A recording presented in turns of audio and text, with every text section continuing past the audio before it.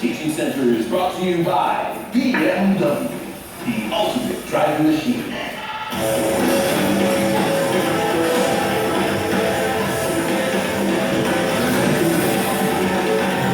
Hello, welcome to Teaching Center. I'm Boyd Maxwell. Today's top stories from the exciting world of teaching. I'm Harry Smith. Well, now we know. The long-awaited announcement by star English teacher Ruby Ruth has sent teaching fans across the nation into a frenzy. I've enjoyed my time in Ohio very much, but I'm pleased to announce that I'm taking my talents back to New York City. Thank you very much. Apparently, PS 431 has made Ruby an offer she could refuse. $80 million guaranteed over 6 years, with another $40 million in incentives based on test scores. This salary puts her right up there with Rockridge Elementary's Katie Holt and William Woo out of Colgate Rapids. All right, let's take a look at yesterday's high school teacher draft from Radio City Music Hall, where Central Rapids High, recipient of the worst test scores last semester, made the first pick. That was no surprise to anyone. For the first pick, Central Rapids High takes calculus teacher Mike Yost from Tulsa Teachers College. Just like that, your name. Mike Yost is an unbelievable story. His father living from paycheck to paycheck as a humble pro football player. Kid was a natural method. You know he's gonna buy his mom house, so you know this, so there's no way around it. You know your mom. Today's highlight of the day is brought to you by the 100% Black Angus Beef Thick Burger on a fresh baked bun from Carl's Jr. and Hardee's. Now it's time for the highlight of the day. Star English teacher Ashley Ferguson has been one up the test scores over at Vince Coolwell High. Okay, Confederate forces fired first. It's not Can doing anyone that. tell me where It this might be battle like it took was place? yesterday. Now, look at this. She looks left, then right, looks past the students with their arms up in the air, spots Max near the back, sees that even though his hand isn't up, he's engaged. Max? It was Fort Sumter. That's right. Oh, come on, Swishy did that? She's bringing the introvert into the discussion, y'all. That's a teacher of the year play right there. That's right, boy. You know, the confidence gained by Max by answering that question correctly will enhance his performance throughout the rest of the year. No doubt. Coming up after the break, Mayfield Prep trades French teacher Janine Lowe to Skyline High for a head librarian and 2 much later to be named later. And we'll get the inside scoop on the impending teacher strike that COVID crippled the season. Next up on TG Center.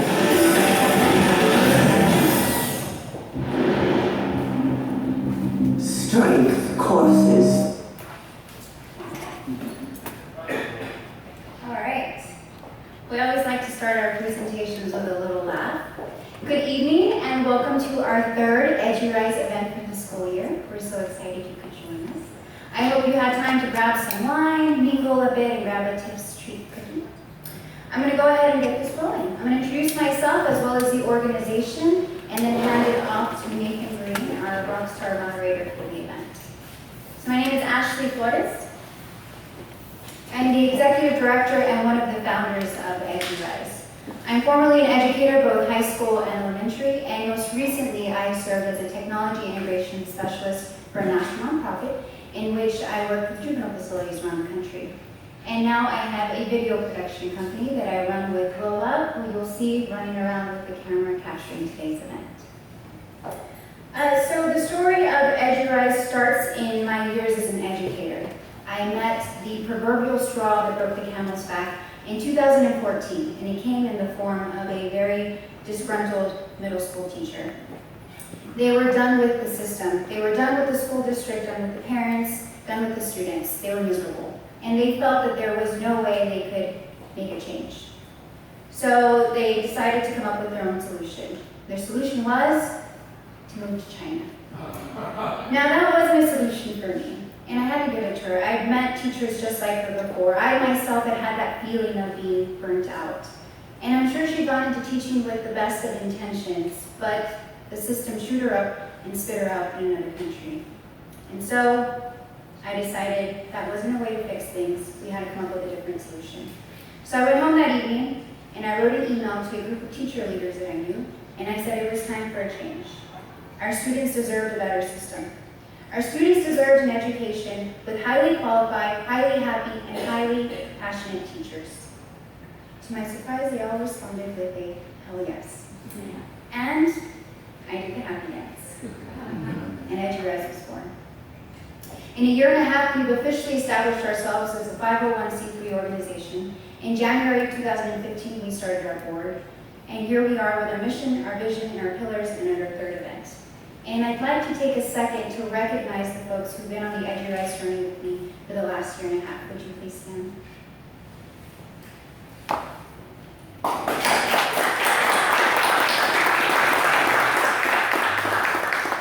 I'd also like to recognize our board members who started with us. Would you please stand?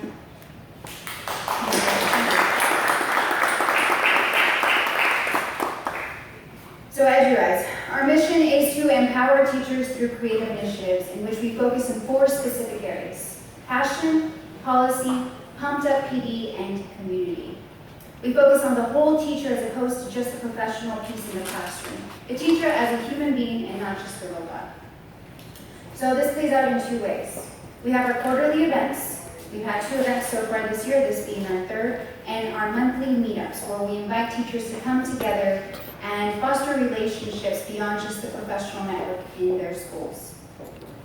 So far this year, we've had our Pumped Up PD event in September, where we focused on health and nutrition. And in the back, you'll see a couple of our first sponsors. Would you raise your hand back there? We have FX Fit and NutriShop. Our second event was focused on passion and pampering, where we had mimosas and discussed the realities of burnout and what to do when you feel that feelings creeping up on you. And here we are at our 3rd event focused on policy. And we hope 2 things. Number 1, that you mix, mingle, relax. We know that you're in the midst of testing season. Have a cookie. And number 2, that you pick up what the panelists are putting down. Knowledge. Understand that there's some changes around us and take something with you. So now I'd like to invite Chris Tronka up on the stage. She is the Tech Innovation Specialist, San Marcos ISD. She's going to introduce us to a couple of the interactive pieces, and then we'll get rolling with Nathan Gray. Good evening, everyone. We're going to be using 2 different digital tools tonight. We're going to be using todaysmeet.com/edurise as a back channel, and it is exactly what it sounds like. It's a way for you to have some of those side conversations. And if you could also please take a moment to silence your phones, that would be awesome. Later on, as the panelists start to respond to some of the questions, we're also going to give you as an audience dibs on answering a few of the questions using a tool called Poll Everywhere. There's no special app to download. So those are the 2 different tools that we're going to be using. I will be over here in the corner moderating the Today's Meet, which I believe was on the paper that you received as you entered. todaysmeet.com/edurise, again, is the way for you to contribute to some of the back channel conversations. And then pollev.com/edurise is the website. Or if you want to go ahead and join now on the texting conversation, you can text the word EduRise to the number 37607, and that will allow you to join the conversation as we get to those portions of the evening where you have a chance to contribute to the conversation. Thank you.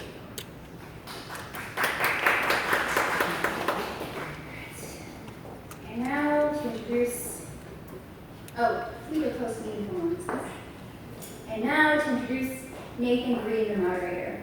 Nathan Green is the founder of Campus 2 Careers and the Austin Young Chamber. Nathan sold Campus 2 Careers to SureScore 3 years ago and now manages the company's digital business.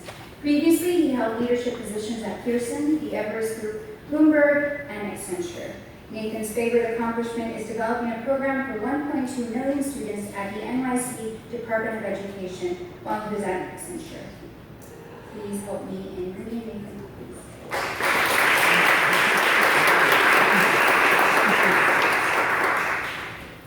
All right, so I'm going to introduce our panelists. So if you don't mind, as I introduce you, just walk safely up the steps. I'm going to introduce Shay Ray, that rhymes. Shay is a 7th grade reading teacher and co-grade level chair at KIPP Austin Vista Middle School.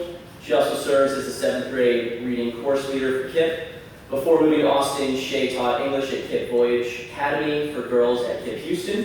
Shay received her Bachelor of Arts in English from University of Houston and her Master of Education in Instructional Leadership from Sam Houston State. She is more than excited to be here in Austin, from Houston, I would imagine, continuing her work with the KIPP students as they make their climb to and through college.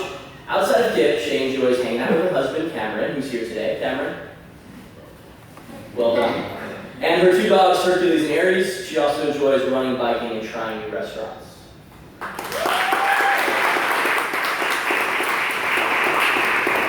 All right, Matt Pope, if you don't mind joining us. Matt oversees the management growth of Raise Up Texas at the E3 Alliance. It's a collaborative effort to transform middle school teaching and learning. Matt was formerly the principal of the award-winning Simon Middle School in Hayes County. Under his leadership, Simon achieved recognition as the 2014 National School to Watch by National Forum to accelerate middle school grades reform, and was chosen as the SIM Impact School Award, winner by the University of Kansas Center for Research on Learning. In addition to being a passionate advocate for excellence in results and education administrator, Matt has experience teaching as both an elementary and middle school teacher. So thank you for being here, Matt.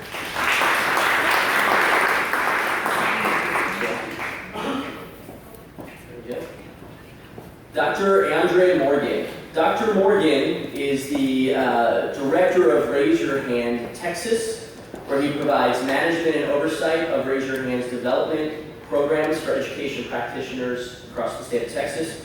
Additionally, he leads the planning and implementation of the annual Raise Your Hand Texas Leadership Symposium. Dr. Morgan's more than 12 years of experience in education includes roles as teacher, principal, training, and development director, as well as college professor and dean. He is also the best dressed up here.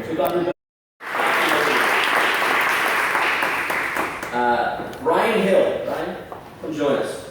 Brian Hill is the principal at Pillow Elementary, where kids do not sleep, I was told, in Austin ISD. Brian has been a classroom teacher, assistant principal, administrative supervisor, and principal. Brian is a doctoral fellow at UT Austin in the Cooperative Superintendency Program, so a future superintendent. Brian is a native Austinite, one of the few, earned an undergraduate degree in theology from East Texas Baptist University and a master's in education administration from UT Austin in the principalship program. Brian is interested in research and practice around social justice and equity in school leadership. He is proof that you can succeed in life with a theology degree, right? All right, so thank you,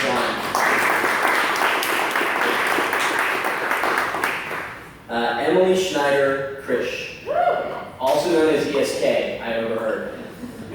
Joined KIPP Austin in the fall of 2012. She is the Chief Talent Officer. So if you want a job, she's a good person to know. Emily leads the district's recruitment and selection in human resources and talent development functions. Prior to KIPP Austin, Emily was at Citizen Schools, another great organization in Austin, where she served as National Director of Training and Support, responsible for training national cohorts of first-year teachers and their campus leaders. In Austin, Emily has served students at Bedichek Middle School through Citizen at Schools, at Pierce Middle School through Communities in Schools, and at Breakthrough Austin. Emily holds a BA in English Literature from Harvard and Bryn Mawr colleges.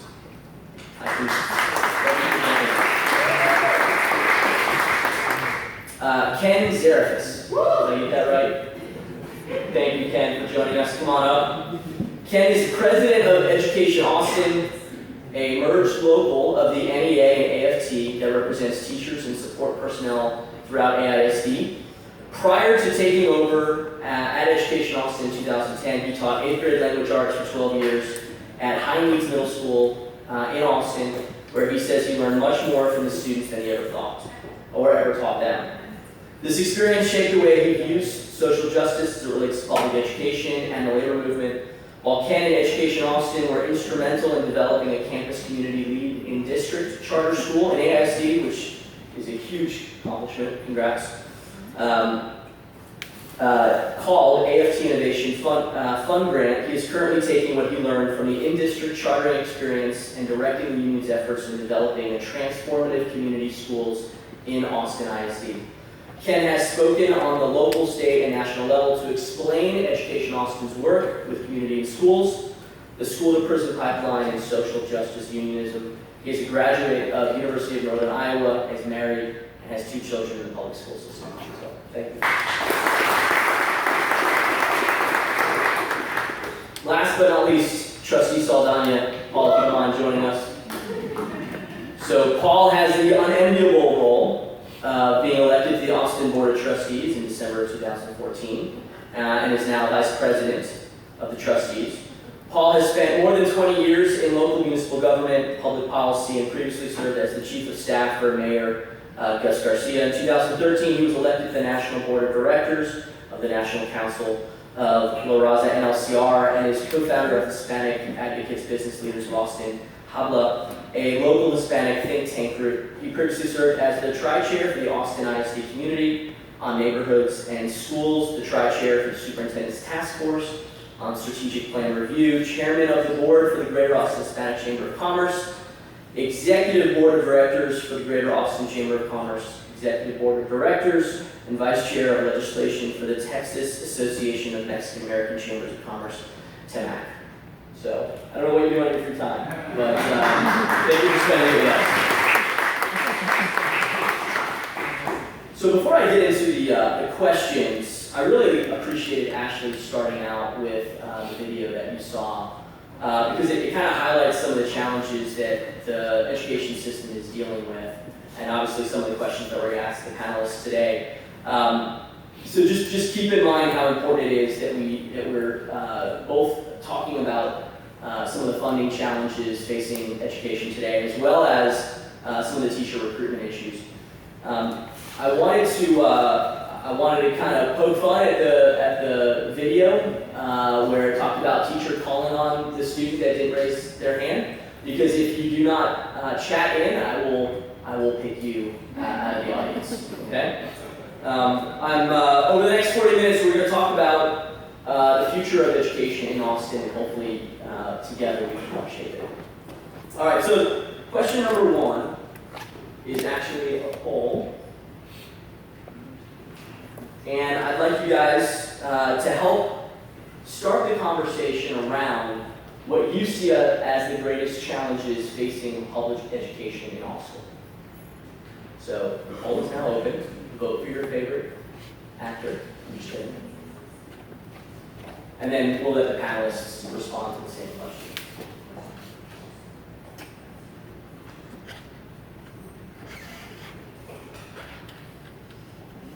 Funding, perfect. Okay, so emphasis on testing, great, especially since we're in the middle of STAR exams. Under-resourced schools, not enough resources on or technology, funding disparities for West versus East. We've heard a little bit about that.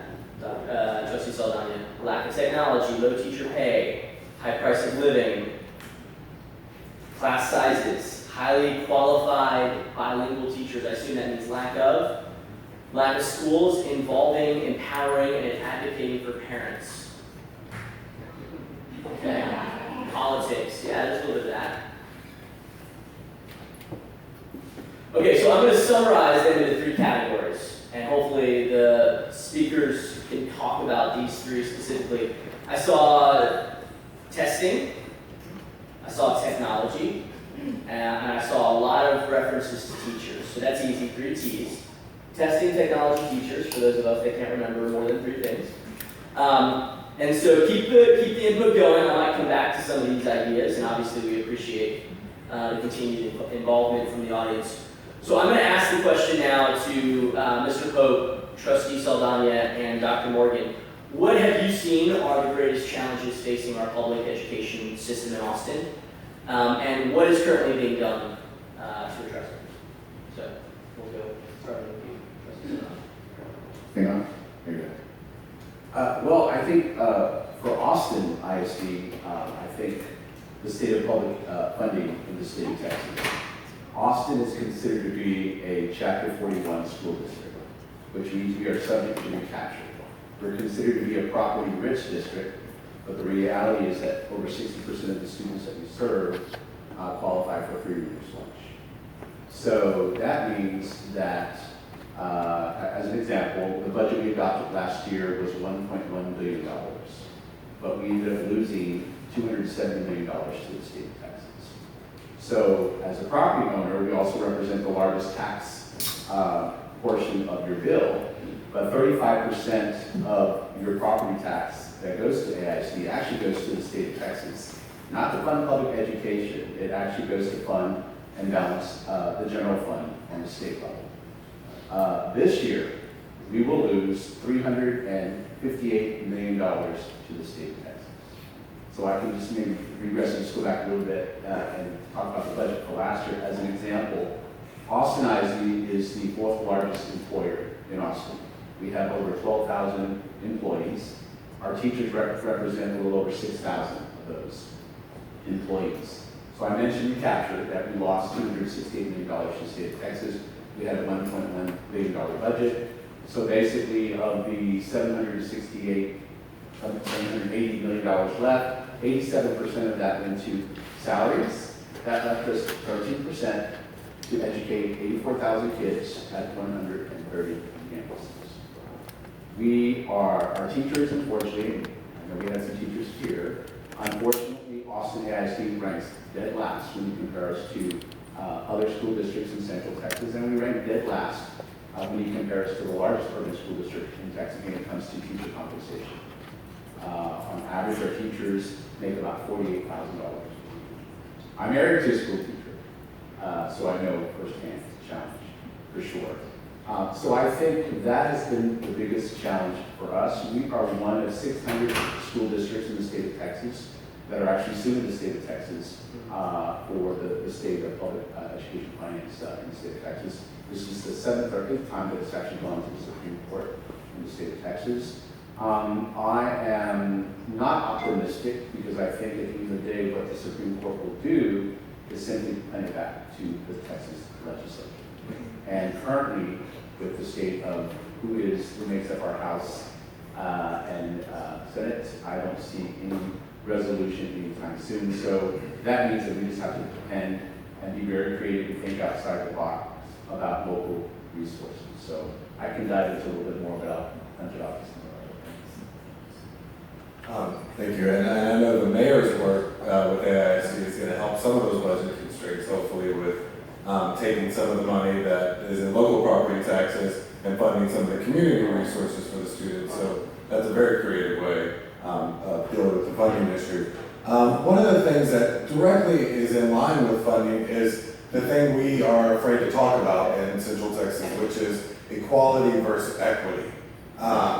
And no one really wants to touch that because they don't really want to touch what has been designed as the city of Austin and the master plan for what happens with the neighborhoods, and your zip code shouldn't determine your success. And when you look at budgets, and there's people who make decisions about budgets, you should look at not everyone should get the same, but how can we elevate everyone to the same level? And that comes when you're making decisions about funding, and funding programs and funding resources for kids and teachers at those schools that are in the highest need. I had the fortunate opportunity to be able to work in multiple districts in this region, and you see it. When you start on the west side and you move further east, the population dramatically changes in the schools. And you see it in the faces of the kids, you see it in everything they're bringing in with them every day to the classroom, which then makes those teachers have the hardest job in our community. Some of the great things that I've been fortunate enough to be working with and know about in our community is the Greater Austin area, My Brother's Keeper initiative. That work came from the White House with President Obama over a year ago. And our area, our region, has really taken off with the University of Texas, Paul Cruz, the superintendent of AISD, and the mayor. And there's subcommittees really working on what is the areas we need to focus on to dramatically improve some of those equity issues in our community. With E3 Alliance, we have many initiatives that we start with collaborating groups of people to really drive systems change. One of them is getting all the bilingual directors for our region together, which formed the ELL Collaborative. And out of that work of the ELL Collaborative, we developed the English language learner rubric to highly functioning schools. I mean, there's some words there. But it's the first of its kind in the nation to really improving a tool for schools to use to improve learning for English language learners. The state of Texas has more English language learners in student population than 27 states have in total student population. So if we don't address that as a community, that's either going to be a liability or an asset. And I'd rather our English language learners be an asset to our community. I'm going to travel down a slightly different path. While I agree that funding is a challenge for public education across the board, not just in Austin, but in other locales as well, I think that there are some other germane issues. Funding is not the total challenge, if you will. But I think one of the biggest challenges that the body of education, field of education faces is the rhetorical narrative that's been the loudest voice in the room for the last 30 years. You know, it's the narrative that says that public schools are failing, that they're in desperate need of radical reform, that we need more taxpayer-funded alternatives outside of the education system, that we need more accountability of public educators.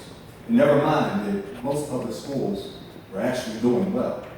Many school and district leaders are working to innovate and reinvent themselves. Districts and schools are offering more school choice and programs than ever before. And no one, I don't think, has been more accountable based on budgets and public policy than public school educators.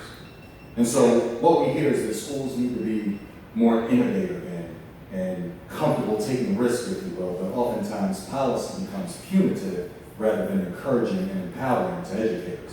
So that's one challenge, if you will. I think the other challenge, as Matt just mentioned a couple of seconds ago, is the growing segments of the Texas student population that's either low-income or English language learners. And those groups experience unique situation and environmental challenges, and schools have a responsibility to educate children, to all children, to their fullest potential. And schools with significant at-risk populations not only need great teachers and great leaders, but they also need to remember that they also need to pair what's going on in learning and development with what's going on in their personal lives and what their reality is when they leave those walls during the course of the school day. So that becomes the other challenge, being able to bridge that gap between impactful learning, not effective learning, but impactful learning, because impactful learning takes what you learn in the classroom and allows a student to practically apply it in their lives so that they do become better tomorrow than they are today. This is not your first panel, Dr. Morgan, I'm guessing. Just to add color to that commentary, I don't know how many of you have looked at a school catalog, course catalog recently, but I would love to go back to high school right now. I mean, there's so many cool things going on that did not happen when I was in high school. So to your point, you know, we have to also recognize the good things that have happened over the last 30 years. The next question relates to specifically teachers and career ladders. By show of hand, how many teachers are in the room? Great, all right. Thank you for all that you do. As an interesting data point, LinkedIn published the fact that more high school students have LinkedIn accounts than high school teachers. And I think that's one of the values of EduRise, right, is the networking and connecting for this exact question. So this question is for ESK, Matt again, and Shay Ray. Generally speaking, there is not a clear career ladder for teachers. As a result, many great teachers are leaving the classroom, which is very unfortunate. What innovative ideas or recommendations do you have regarding ways to keep great teachers around longer? So, Shay Ray, if you don't mind starting.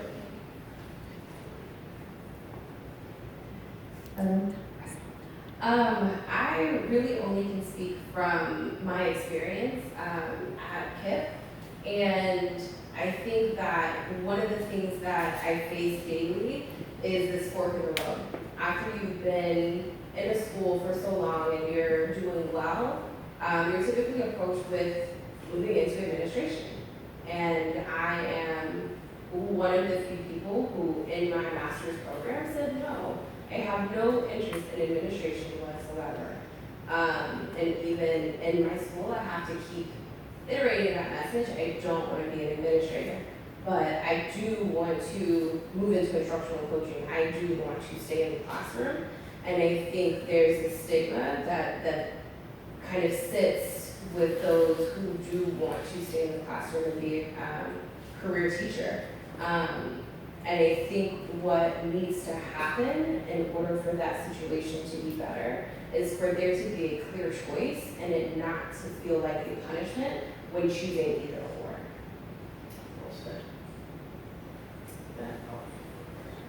So I really like this question. Because as a principal, it's, you know, our former principal, I say I'm in recovery, because I just ended it in June. The teacher is the greatest asset in the school building, and that is your greatest resource when you talk about finances in a school district. It is the most you spend your money on, so why not spend your money in the right way on making teachers have the highest professional capacity? I always thought I should make my teachers so good that they can leave me, because they're that good. They're a commodity. On a market, in a business sense, when you're a commodity, you can get whatever job you want, but we don't do that to teachers in schools. We just use them kind of as factory workers that are accomplishing some, you know, mission that is, I guess, is state accountability.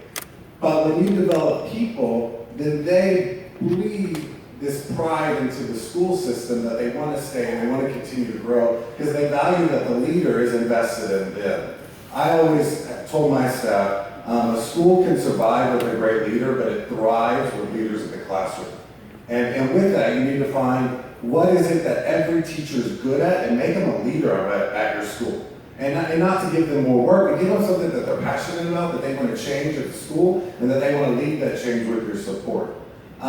And the other thing, I'm glad you mentioned about instructional coaching, I don't quite understand how we haven't figured out how we don't do teaching like we do sports. Because in sports, we have multiple coaches to help athletes be successful, but there are still schools in AISD and all around the region that have no instructional coaches in their school, and they have 1,100 to 1,500 student body, which is about 80 to 90 teacher FTEs. I mean, that's incredible to me. Bill Gates says the one way that we're going to improve public education is through feedback.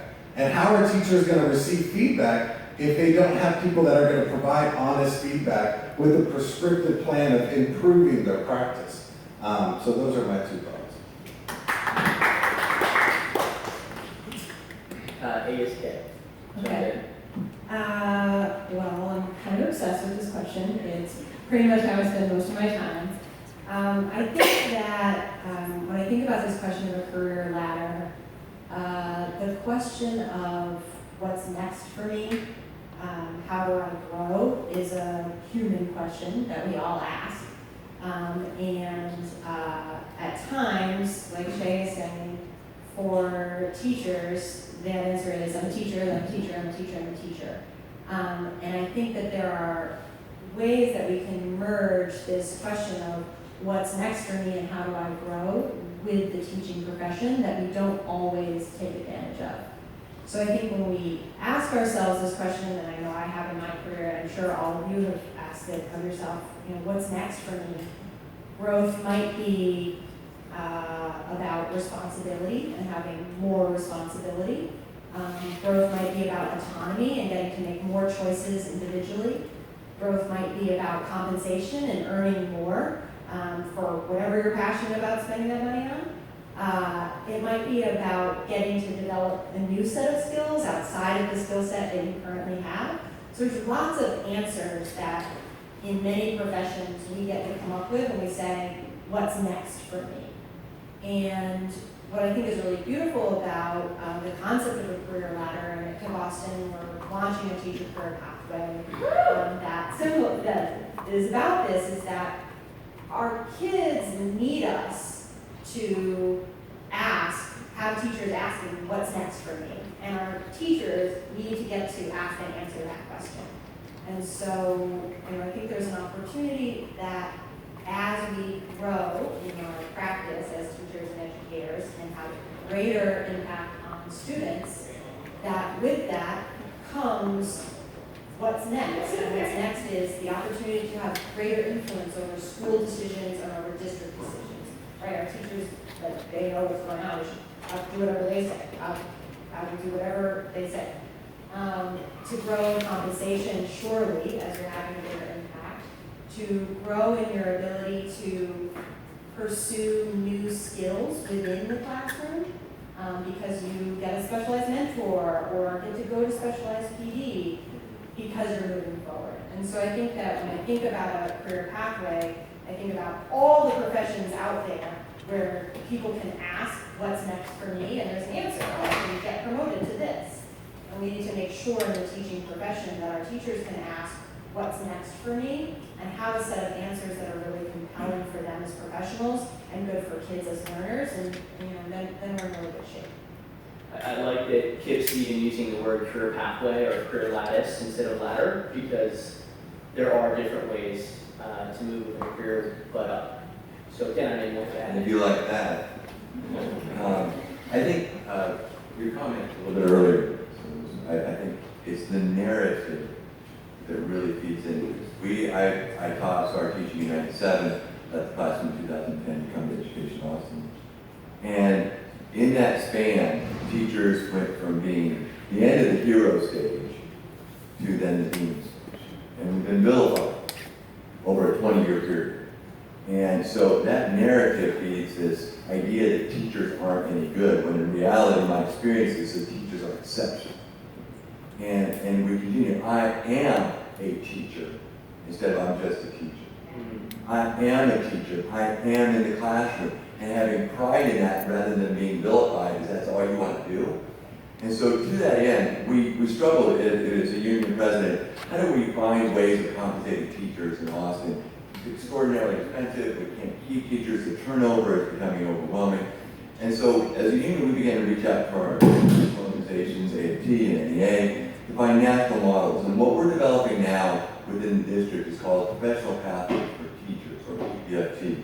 And it's really a transformative compensation, PD, and appraisal system that brings those three pieces together. Starting with an appraisal piece, it's a multi-major appraisal that includes teacher practice, 50%, 25% student growth, and then 25% my practice. This is in terms of classroom expectations, teacher responsibilities, communications. That appraisal then is part of my, as the year goes along, we get appraised, and in appraisal you get points.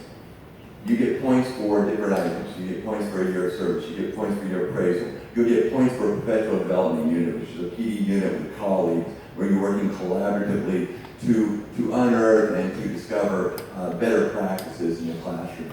You then have pathways, and for the PDU, you receive points for achieving completion of the project.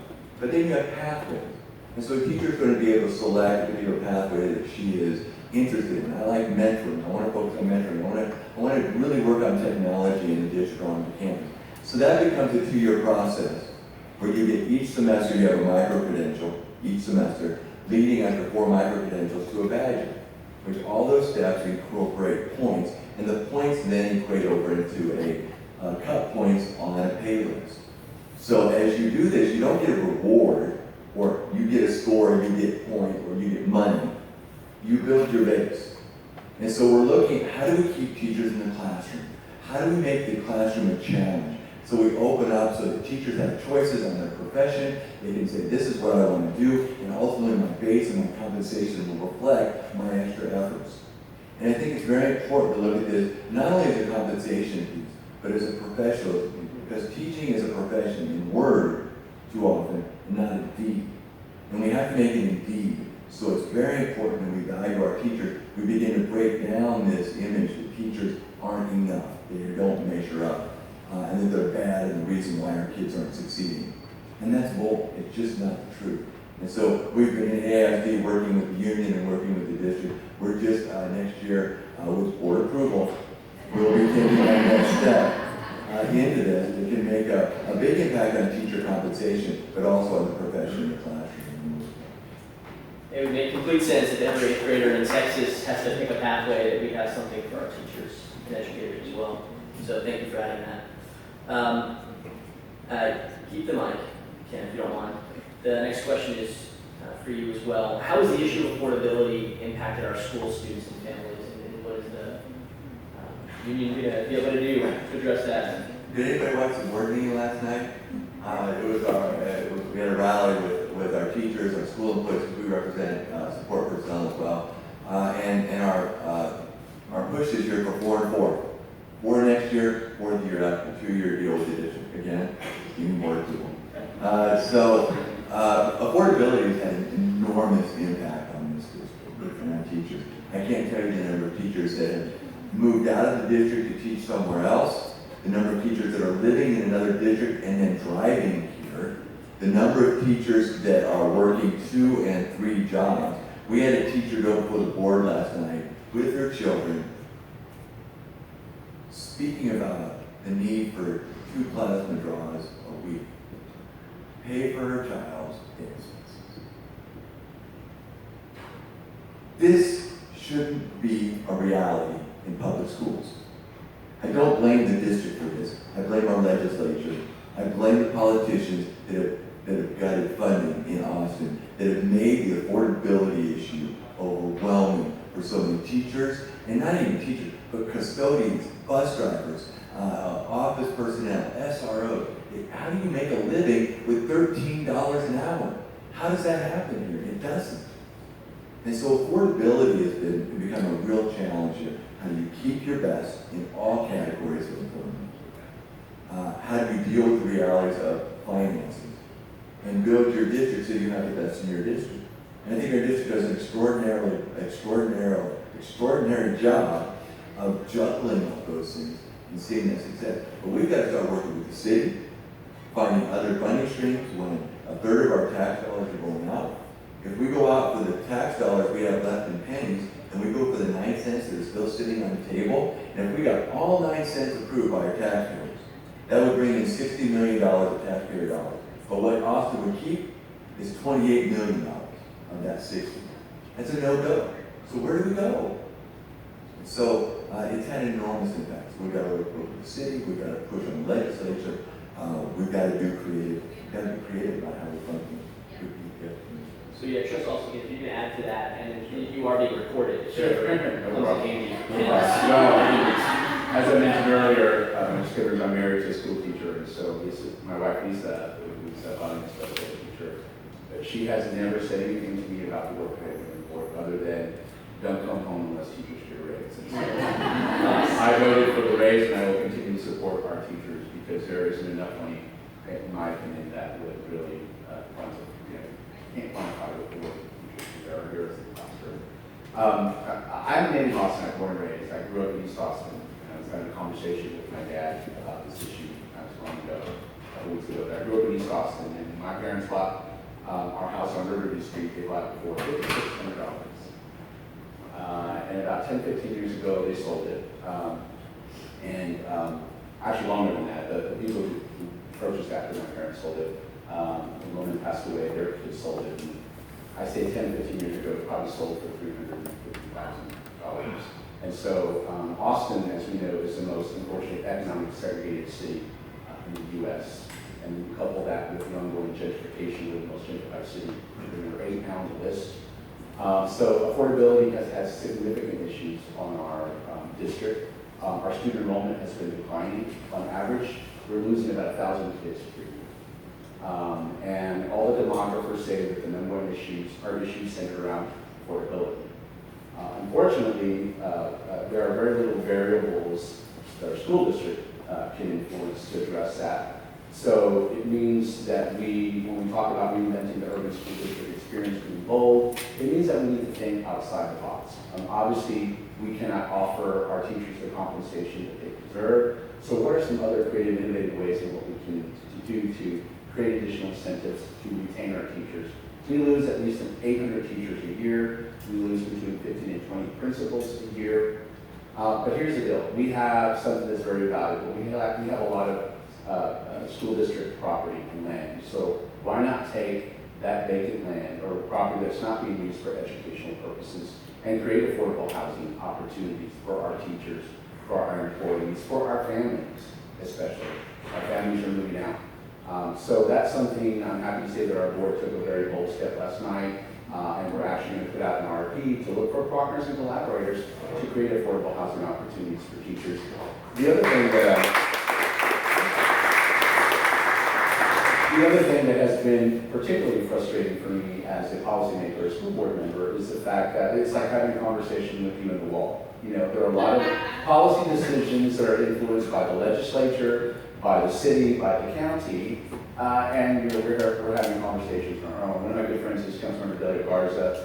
who's a good friend of mine. When she was running for council, I was running for school board. We said, well, we got to figure out a better way of how the city and the school district can do a better job of collaborating. And so Delia created what's called the Regional Affordability Committee. And for the first time, we have all the largest taxing entities within the city of Austin limits at the table together. And what we're trying to figure out and determine is what, from a policy perspective, how can we be better stewards of the taxpayer dollar, right? It doesn't mean that all of us need to go out for a bond election, which it has an impact on you as taxpayers. It doesn't mean that we have to build 3 or 4 different buildings. We can build one and co-locate. We can have a health clinic. We can have a rec center. We can have a neighborhood center. We can have a school. We can have child care, daycare in one facility rather than building separate things. So that's the conversation that we're having. It was alluded to about the conversation about tax swap. The challenge with us is if we raise your property tax, then 35% of that goes to the state.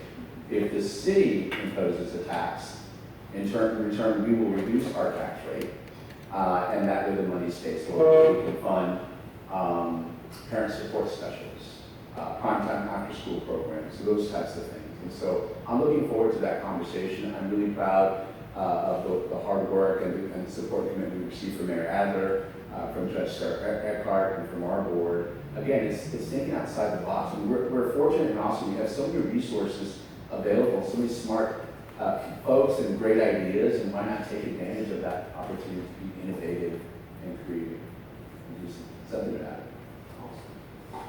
Ron, you want to add to the question, St. Pillows in a more expensive part of town? Yeah, so my school's in a kind of a unique situation. So we're about the farthest west you could go for a Title I school. So my school is a Title I school. Over 75% of our students, our families qualify for free reduced lunch. But everything to the west of us is definitely more affluent. And then everything to the east even has a higher percentage than we do. So it's impacting our families badly. So when I started there in June, and when August hit and students enrolled, we had about 60 families that didn't come back. We looked at the list from the year before, and we found the phone numbers, so we started calling them to see what's going on. And of those 60 families, about 50 of them had moved completely out of the city. We thought it was maybe charters or other things, but they just couldn't afford to live in the city anymore. So it's affecting our families. It's affecting our families that they can't afford to live in the city, and they can't really choose where they want to go to school necessarily because they may not have transportation and things of that nature. The other thing is that the campus I'm at is it's truly diverse. When I say it's a diverse campus, it really is a diverse campus. The makeup of the kids, we have kids at all different income levels. We have a high refugee population. We have over 20 languages spoken at home. There's not a lot of campuses like that left in the city of Austin. So it's very unique, and I love that about it. It's what attracted me to it. But I'm afraid that we're losing that as well. I think the little bit of diversity that we do have in Austin, we don't have a lot of it, but the little bit that we do have, we're going to continue to lose it. And I think kids really get a lot of value out of being exposed to and being around kids that don't look just like them or kids that come from different backgrounds than they did. And if we lose that diversity, then we're going to lose that experience for the kiddos. I was at a panel recently, and another trustee from the board, he made a comment that I thought was pretty bold, but I think I agree with him. He thinks that Austin is going the route of, he said Eames. He thinks that down the road, maybe 10, 20 years, we're going to look more like Eames ISD than Austin ISD, meaning that many of our African-American Hispanic families are not going to be able to afford to live in the city anymore. They're going to get pushed further and further out, and we're going to be majority white district, and just the impacts that has on the district. It's a little scary, to be honest with you. Yeah, absolutely. Keep the mic, if you don't mind. The next question is also for you. I think we're going to get audience participation now as well. But the question is, how can we elevate the perception of teaching as a profession? My mom was a teacher, is a teacher still, and my wife is now an educator. And so I can tell you the difference between 30 years ago when I was talking about my mom and now talking about my wife. So please jump in. Unions. Great. Was that you? Was that you that wrote unions? No, I'm just kidding. Telepathy. Right. You were out there. Thank you. Compensation, competitive pay, compensation. Paul, you getting all this? All right, good. No unions. Oh. Rewards, professional pay and praise. Higher pay, like a brain surgeon, I like that. EduRise, nice. That's all we need. Raise the pay, recognition. More opportunities to collaborate. More rigorous hiring practices. So more rigorous hiring practices, that's an interesting one. So make it harder to become a teacher? Is that what that would mean? Yeah? Okay. Professional pay, not based on results.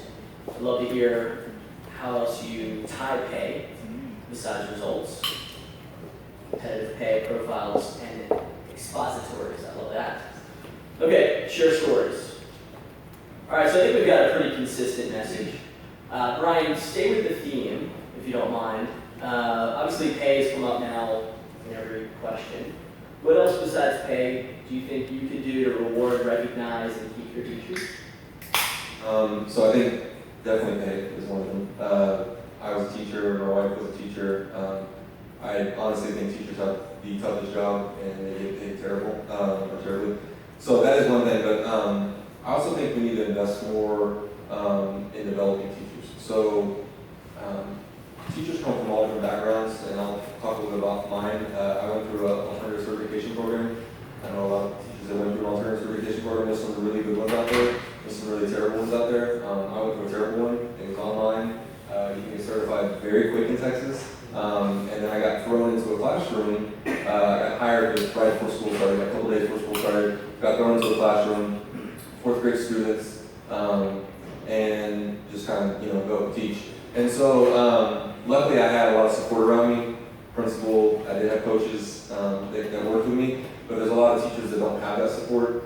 So I think something needs to be done with the certification programs. I don't know what you do with that. I don't know who's actually checking on them. But they need to be higher quality, and even at the university level, I think teachers need a little bit more training in cultural proficiency. How do you work with diverse group of students? Because a lot of teachers don't know how to do that. So the teachers are better prepared when they come into the profession, and then us as administrators and support staff, we need to be able to realize that they are the most important piece in the school. We've got a professor right now that constantly says, we invest in all these programs, the teacher is the only program, and we need to start looking at teachers that way and investing our time, our money, our energy into the teachers and not spending it on all these other things. So you're saying raise the bar and raise pay at the same time? Yes, and the support. And the support, right. Shay, if you don't mind adding to that. I've been actually waiting on this question. Put some things down so we can talk. All right. So I think of two things. The first thing I think of is change the message. I cannot tell you how many times I had turned off the radio or changed the news station because there's constantly a bad profile of a teacher who made, yes, a very terrible choice, but there is never like, oh, this teacher did this, which is wonderful. Or this teacher is Teacher of the Year, or there's just, the message is just, it's just bad. Just the profession or the professionalization of teaching has diminished quite a bit. The other thing that I think of is changing the route. So I agree. I had a conversation with one of my fellow teachers today, my co-JLC, and we were talking about this particular question. And she told me about this theory a sociologist came up with, and he called it the apprenticeship of observation. And so basically what this means is that a lot of people feel that they can speak on the profession of education or being a teacher because most people have spent 8,000 to 10,000 hours of their life in the classroom.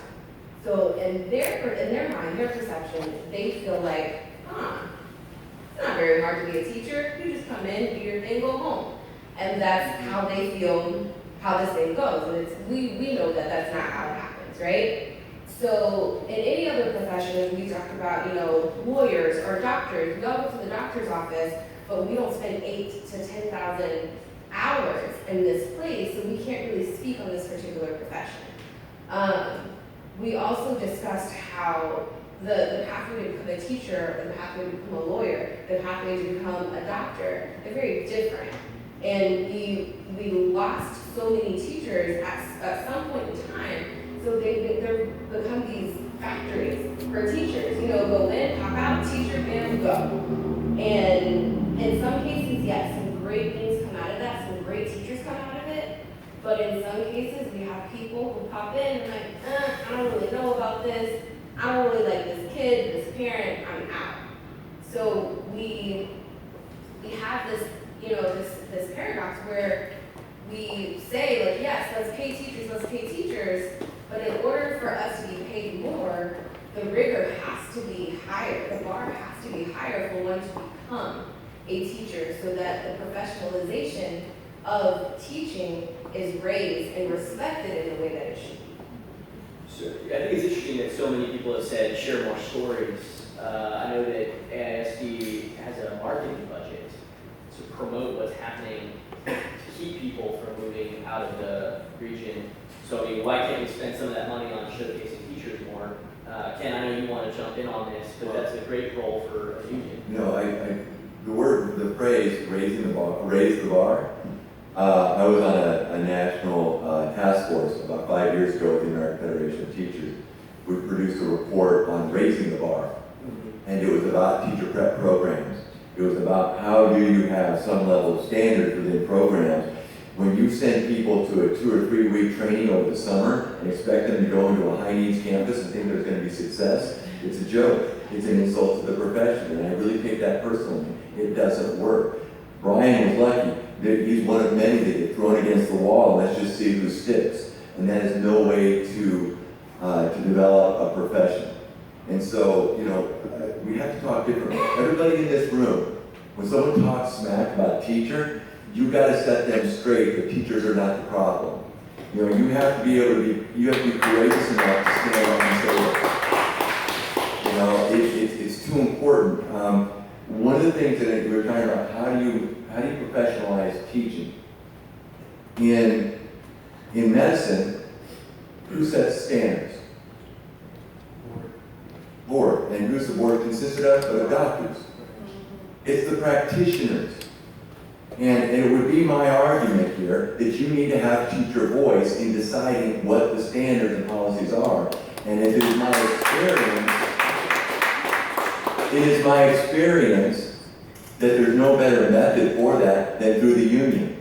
When you eliminate an avenue for teachers to have real voice in their district and on their campus and work site, you eliminate teacher voice in a significant way that's collaborative, that pushes a true transformational approach to education instead of policymakers, politicians deciding what's best for us in the classroom. And there's nobody that knows what's better for us in the classroom than us. I would not suppose to know what's best for a doctor or a lawyer. I am neither, nor will I be. But I am a teacher, and I know that. And that has to be respected. We have to continue to uplift teachers. You know, the profession is an honorable profession, and I believe no more honorable profession than teaching exists in our society. So, you know, looking at clinical practice, get teachers, get them prepared, spend time developing teachers. How could you have an intern program, residency? There's a lot of things that could be done, having standards within programs. Anybody else want to add anything? That's a hot topic, obviously. You know, I want to add two things to this. Number one, we want to change the perception, put a strong leader on campus. And I'm not talking about a leader who can just pass a credential licensing exam or to get through an interview, but somebody who can lead people. And for me, leadership is the difference between leadership and management. Management is managing the status quo. Leadership is taking people into places that they would never go into on their own. And that was one of the things that I learned in my principalship, the difference between leadership and management. When I went into my first teaching experience, I had a very weak administration. And quite honestly, I wouldn't follow them across the street. And I'm just being honest, I'm being transparent. I was in what was called then as a combat zone school in Philadelphia, where they were equipped with metal detectors, where teachers feared for their lives every day, but they were there because they had a passion to make a great impact on teachers. I remember one instance where there was an encounter with a student, with me personally, a student stole something, and I went to take it back from that student. And I was the one who was at fault. And so, you know, my administration told me that that we were not to respond in those kinds of manners, to let the students really gauge their learning process. And for them, gauging their learning process was coming to the campus every day and doing what they felt like doing. And to me, that's what shifted and prompted me to go into administration, because I realized I never wanted teachers to feel the way that I felt. The second thing that I think really changes the perception is that we need parents, business owners, civic leaders, and taxpayers, aside in addition to educators, to connect with their legislators. We need to tell them that public education matters to the future and prosperity of our businesses and citizens, the health of our communities, and the strength of the Texas economy. Public schools provide the greatest amount of good for the greatest amount of students, and the future of Texas is in our public schools.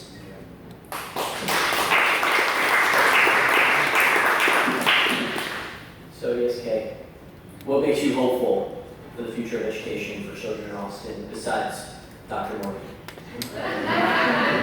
Well, that was my first response. I think one thing that makes me hopeful is this room of people who came after a long school day, proctoring tests maybe, or just doing their daily job. So that makes me really hopeful, and then these folks make me incredibly hopeful. There's nothing I heard up here today that would make me think, yeah, we can do better, and if we think about it really creatively, we can. I think, you know, being here in the Google Fiber space, you know, in Austin we are about innovation. We have proven things, and that's, you know, in the technology that we produce, you know, in our food trucks and all of the many things that we produce in Austin. And I think if we think about how, from each of our perspectives, we can really commit to proving the possible for students, really commit to ensuring that zip code does not define destiny. I think that that gives me a lot of hope, and so I think that when we sit up here together and say, how are we going to do this? How do we believe in all kids in the, you know, confines of our district and outside? If our kids are moving outside, well, we have to do better for all kids, and we have to provide an exemplary education to figure out how to do that. And I think that everybody up here is giving examples of ways that we can pursue an exemplary education for all kids, and that gives me a ton of hope. Yeah. Dr. Morgan, you want to add to that? Well, you know, I think that Austin is really a nexus of cultures, if you will. You know, there's a massive music scene here, there's a major university, state capital, food trucks, and probably the best barbecue in the world. And of course, hipsters, yuppies, tech folk. And so the city is really built on the divergent but shared cultural experiences of a wide range of people. Am I hopeful about public education in Texas, in Austin specifically? Absolutely. I get to see that hope every day. You know, and for those of you who are here today, if you really want to see that hope, you know, look in any classroom, in any school, on any given day, because there's some amazing things happening in every school in this metropolitan area. You know, for example, the Ann Richards School for Young Women Leaders. You know, the students eagerly talk about their community partnerships and their work projects and internship programs. Check out the school choice option offered by Austin ISD. You know, go tour Manor New Tech High School and see the project-based multimedia work of their students. Meet with E3 Alliance, which my colleague sitting next to me, and I partner to see the research and collective impact work they're pursuing to improve education outcomes. Go check out the rigor of the International Baccalaureate program at Leander High School. Go ask Georgetown ISD how they're pursuing blended learning strategies to meet the needs of their students. So yes, I am extremely hopeful based on the things that are going on to change student lives each and every day. So let's stay on that theme. Everybody came out here for a reason, and there's a lot of educators and community leaders here. So I'm going to just kind of start with you, Paul, and everybody can answer this question. What's the one thing that everyone should take away from here that could help the mission of supporting educational efforts in Austin? So what would you ask everybody to do after leaving here? Well, anytime I'm in front of a forum or audience, I always encourage folks to treat public education as a civic responsibility for major issues that were addressed here today, and you sort of alluded to the fact that we don't do a good job of telling our own story. So I think just that very issue. I mean, you all see it in the classroom every day with the kids that you work with on a daily basis, and I think just we need to do a better job of telling our stories. We really do. I'm going to get off the subject a little bit, but I did want to talk real quickly about some of the other things that we're doing in the school district. We sort of alluded to. Ann Richards is one of my schools. I have 4 sons. I don't have any daughters, but when I go see Principal Goka and the students at Ann Richards School, I say that I have 758 daughters at that school because I take it very seriously. But nowadays, kids can go to AISD, graduate with a high school diploma. Actually, they can graduate. I'm proud to say last year we graduated our first cohort of students who received their associate's degree from Austin Community College, and then 2 weeks later they got their high school diploma. And free. Good afternoon. Free 99 is my teenagers like to say. You can't do that. And so we have 3 high schools that are early college high schools that basically, again, you can graduate with a high school diploma and associate's degree.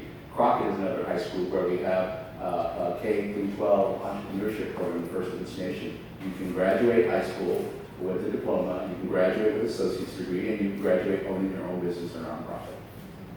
And so those are innovative things that we are doing. So help us tell our story. We need to do a better job talking about public education and talking about the work, the important work that our teachers do. My wife bought me one T-shirt when I came on board, and that is, it's my favorite T-shirt, which basically says, you can't put students first if you're putting teachers last. And so, that's the only thing she's telling me. She's told me. It's good to have board members and trustees on this. It's a lot different than a few years ago when we were fighting the reform movement on a regular basis. Think about the thing to take away. I think lift teachers up, lift the profession up. Public education in this country is absolutely one of the most amazing endeavors in the history of the world. This is not an opportunity for some to get an education. This is a mandate that we will educate everyone. It's extraordinary. And with that type of commitment, you're going to have ups and downs, ebbs and flows. It's just natural. But I wouldn't want to do anything differently than that. Uplift public education and the teachers. Because everyone in here, my guess, is there's a teacher that transforms you. There's a teacher that made an impact on you. When I say, what is that teacher? You know exactly who that teacher is. That's my experience is the norm in schools. Don't perpetuate stories that are not true. Don't perpetuate myth that you just hear about bad teachers. In my case, about bad union. Don't perpetuate myths that you don't know firsthand. Talk truth. Talk your experience. Don't talk someone else's lives. It's important to build up public education. This is vital. I oftentimes say, and I'll close with this, I talk to a lot of teachers, teachers in particular, and school employees. Oh, I don't like politics. I'm not really political. I'm not really political. I tell you, the stories and the things that teachers and school employees complain about Monday morning, or Tuesday afternoon, or Wednesday, Thursday, or Friday, the things they complain about were driven by political decisions and laws and policies that were driven by politicians. Education is politics. And if we don't get our head around that and get political about education, then politics are going to take over education, and it's not going to be the same in a decade. Get political. Don't be afraid of it. Uplift teachers and professional and public education. So nice.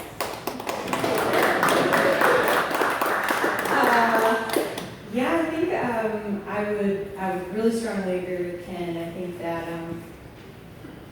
when we think about the daily experience of a child in Austin, getting up, going to school, eating breakfast, riding the bus, their teachers at their part of their lives, coming home, the after-school programs, there's a lot of decisions that are getting made on a political level that govern those experiences.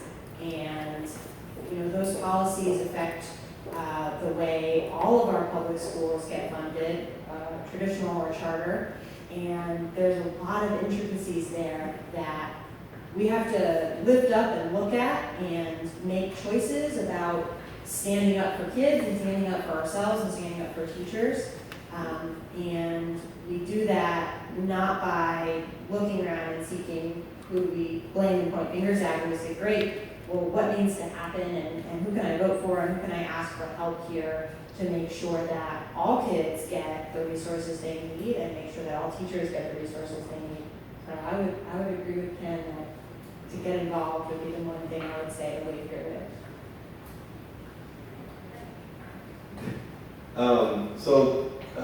How can you be engaged, or what should you take away from this? I feel like we probably have two groups in the crowd. There's people who are teachers or educators, and then those that aren't. For the teachers, just keep doing what you're doing because you are amazing, and hopefully you're hearing that a lot. Hopefully you're getting a lot of praise because we usually don't get that a lot. And if you're not, come holler at me and you can work at Pillow. I'll find a place for you.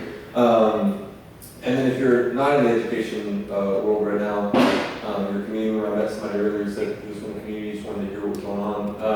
I would just kind of build on what she was saying, get into the schools.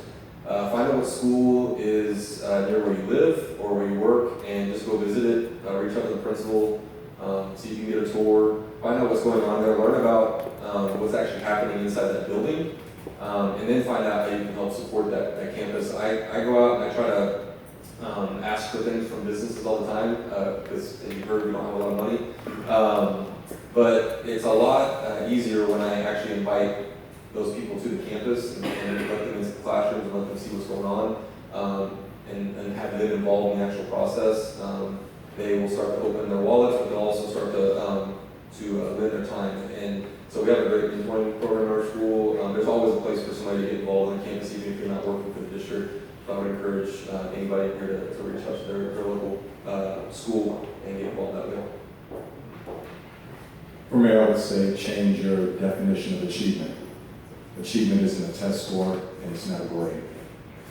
But in my mind, achievement is the organization of the resources that are available to you on any given day that you can use to impact more than one person. And when you can really impact somebody, you can change the way that they think, you can change their decision-making practices. My personal belief is that you can't test a student out of poverty, but you can give them the tools to want to change that situation for themselves, and that's where impact is, and for me, that's achievement.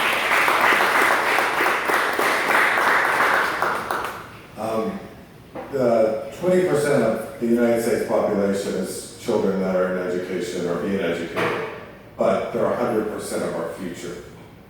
And every day, if a kid goes down the street and gets hurt, the community reacts and responds to that. But every minute of the day, a student is failing in school, and the community doesn't quite react the same way. We have to change that reaction. We have to change that engagement. And at E3 Alliance, we're building one of the strongest pipelines to change education, where we're helping build a pipeline of skilled, multilingual, multicultural students who will become our future workforce. So get involved with organizations like E3 Alliance, or just join the PTA of schools like Pillow Elementary, or the campus site-based leadership teams. I could never find community members to join those teams and commit to campus improvement planning to show up once a month. Or run for school board. That's the ultimate thing to do to change your community. So there's lots of avenues, but the one is sitting back and letting it continue to be the way it is.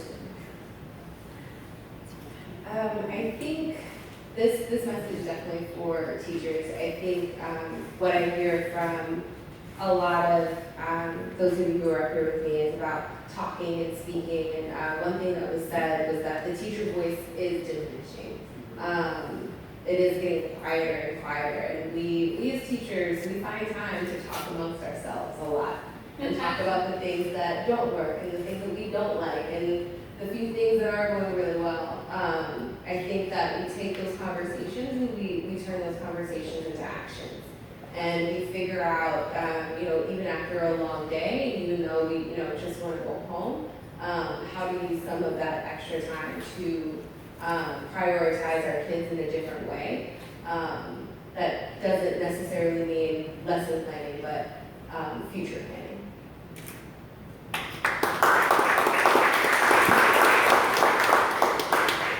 Awesome. So we may have a few moments for questions and answers from the audience. So if you don't mind, type in a question you'd like us to ask the panel.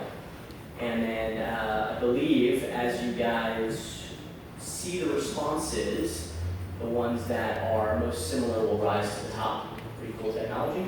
And I'll choose 2 or 3 if you have time and ask a few of the panelists. So what would you like to hear asked?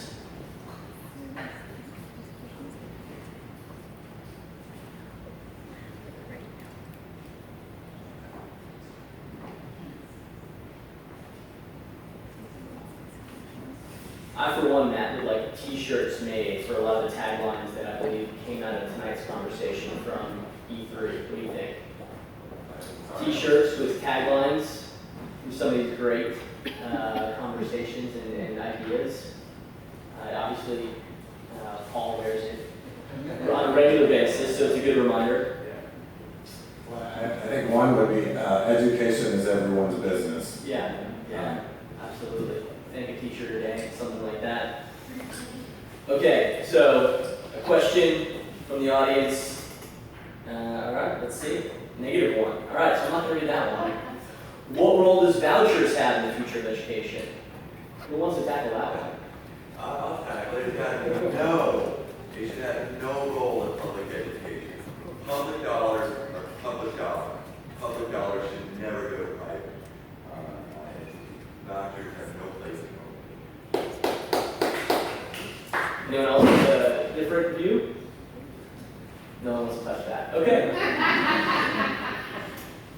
Okay, so we'll ask the question, EduRise. Why can't charter school advocates and traditional school advocates get along in this town? Another provocative question. Who wants to tackle that one? ESK, nice. I reject the premise of the question. So I, just yesterday, I'm on a great group. There's some E3 folks on it. We're working with Austin ISD and Mill Valley ISD and Wayside Charter and Idea Charter. And who else is in the room? Lots of folks in the room to build on the great work that E3 has started on the bilingual teacher pipeline. And it's probably one of the most fun meetings I go to every month because there's so many ideas. So I know there's, kind of like Ken was saying, speak your truth. I know there's probably a lot of politics around it, but I personally have not experienced that we can't get along and that we are not getting along. I've heard a lot of great ideas tonight, so I'm grateful for that. Awesome. ESK, I can imagine someone not getting along with you, so maybe it's you. What can we do to combat teacher burnout? Obviously, there's a lot of people impacted by this panel. Teacher burnout. I think the biggest thing is that as teachers, we have to get to a place where when it's time to go home, it's time to go home. We have to get to a place where we say, like, this is my school work life, but when I enter the threshold of my house, this is my house. This time is for my family, this time is for myself, this time is for health or whatever it might be. And you have to prioritize yourself. If not, those little babies, those beautiful little babies in your class will run your life. And there will be some great moments, but there will be some moments that could have been greater if you were in a better place. Well, one of the reasons my wife married me is because I used to be a bartender. So when I get a text, teacher burnout, that means I have to stop at the liquor store. So I'm trying to get back to the question on school funding by the Texas legislator. I guess what's the future for school funding with the current Supreme Court lawsuit? Well, so we don't have a ruling yet for the Supreme Court, and the Supreme Court is not going to say this is how you fix public education finance. What they will most likely end up doing is what they've done before, is they will punt it back to the legislature. And at this point, I don't see any type of resolution for AISD. So I think our only recourse is to be creative and innovative and look at local resources. One thing we could do is raise the tax rate through a tax ratification election. It would probably generate about $78 million, but 60% of that would go to the state. It wouldn't go to the state. So we don't want to impose on that. So it just means we need to work harder and smarter and look at local resources, look at collaborative opportunities, and we're doing that through the regional affordability, we're doing that through the joint subcommittee, we're doing that through the conversations about the tax swap idea. It just means doing those things. Yeah, and the state actually has a huge surplus, right? So they don't need our money. Well, and I think the other thing is the quickest fix is to vote. If all the educators in the state of Texas voted, it would outnumber the actual people voting. So let's vote, and we can make people make decisions for schools, because right now they're not hearing the teacher voice in terms of turnout to the polls. And so the same people are getting to make the decisions that are impacting you and are impacting our kids. So voting, and that happens. I mean, they said the Supreme Court probably didn't release their ruling until after the primaries, because that would impact voting. So it's a game, but we can change that by exercising our right to vote. And notice we're right in the middle of this very titillating political season with some real characters, to just be polite, out there. They could just run this country into the ground if they got into power. But that's one election. You'll have a huge turnout. What's important is your local elections. The most important thing you can do is get out and vote in your local elections. School board, county commissioner, mayor, school board, trustee. These are things that change our world now. But also vote on the state and national level. But don't just think that's your civic duty. Your duty is to get educated about the issues in the community and to vote appropriately. And let me add that we do have 5 positions up for re-election come November. Actually, we'll have at least one trustee, because Gina knows it's not going to run. She's going to be at the state rep, and that was really her motivation to run for the legislature, is to fix or try to address the state of public education financing at the state. So we'll have at least one new trustee, but we have 4 incumbents who are up for re-election. Sad news is we don't get paid. It's on a volunteer basis. It really, really is. And I'm fortunate that I have my own business that I can spend my time on the school board. But easily you can end up spending 80 to 100 hours a week. I serve, we have 10 committees of the board. I'm on 5. And then 2 with the city, the county commissioners, the city council, joint subcommittee regional. So for me, it's passion. I have a vested interest because I was smart and married a school teacher, and we have 4 boys. And so as a vested, I'm a taxpayer. So, that's my motivation there, are the young people just like his students. But Ken's right. Run for local office and vote. I think that's one thing we don't do enough in educating our kids. We want our kids to be civic-minded and recognize the importance of civic responsibility for the Latino community in particular, because we represent 60% of the student population in AISD. Every 30 seconds on the national level, a Latino turns 18 and becomes eligible to vote. Imagine what we could do if those kids actually went to the polls and voted. I think it's really good to wrap up with the takeaways that Ashley and the team have come up with. And it echoes what you've heard. Engage in local politics. I think we need to have an EduRise I voted sticker of some kind. Elections are coming up for the school board. Get involved in the community. There are lots of great programs like Leadership Austin. Obviously, educators get involved in EduRise specifically. And then donate. The only way that we're going to change this is with funding. Did we say that already? Funding is an important part of this conversation. So with that, I wanted to thank everybody and bring Ashley up to wrap up. Is that all right? Okay, well, I'll just talk about a few final events. A meetup event on April 27th at the Rhino Room. That sounds like fun. June meeting coming up, open all educators and those interested in helping with the movement. Follow us on Twitter and Facebook, and share us with others. I think the more people can get involved in this, the more we can get the conversation going about sharing good stories, and making sure that we have the population to vote and change the legislation. Because that's the only way this thing's going to happen. Thank you, sponsors. So thank you to Twin Liquors for providing alcohol that we all need after ASR testing, or Tips Treats if that's your choice of calories. And obviously, Lumen Fiber, this is one of my favorite places to bring my my two kids because I get to go in the other room while they watch limited TV. So April 27th, the Rhino Room. Check EURise.org for updates. And thank you so much for coming. Please chat with the panelists after and hang out for a little more fun.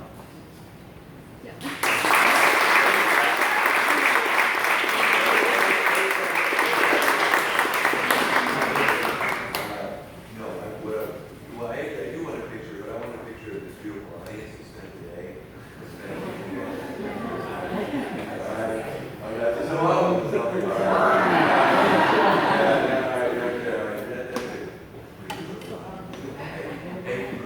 Let me take one, this kid is not on Twitter.